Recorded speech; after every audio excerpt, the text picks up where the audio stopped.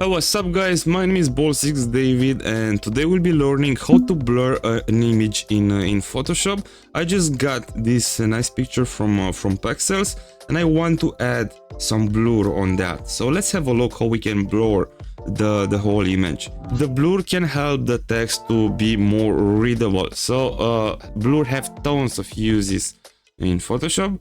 I will just create a new file and I want to make it HD 1920 by 1080. Yes, even if the picture I don't think it's full HD, I will make it to be.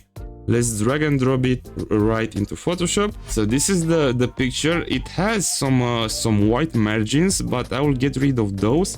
So let's drag it all the way to the right, put it on the left and drag it more to the right so we can get rid of the white margins. If you want to readjust that, select the photo and Ctrl T again, and you can drag it again, T as in Thomas, and enter when you're done. Now, as I have the picture, to add some blur, you will have to select the image. After that, we'll have to go to the filters and select the blur and just click on the blur. And right now, if you have a look on the bottom right corner, you can see that the filter has a smart filter and underneath is the blur that we just added. Despite the fact that we added the blur, we can't see anything, any difference on the picture.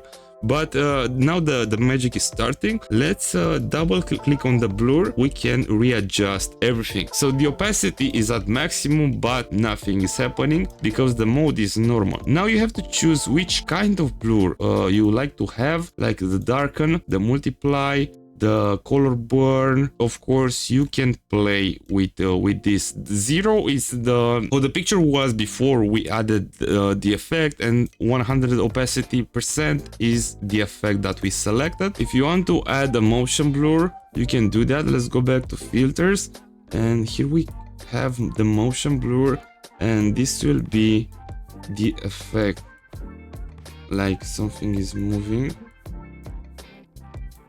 Or if you want to add the normal blur that everyone knows, you have to add, I think is the shape blur. Yeah, this is the one. And let's not go too crazy with that. 45 we'll do it.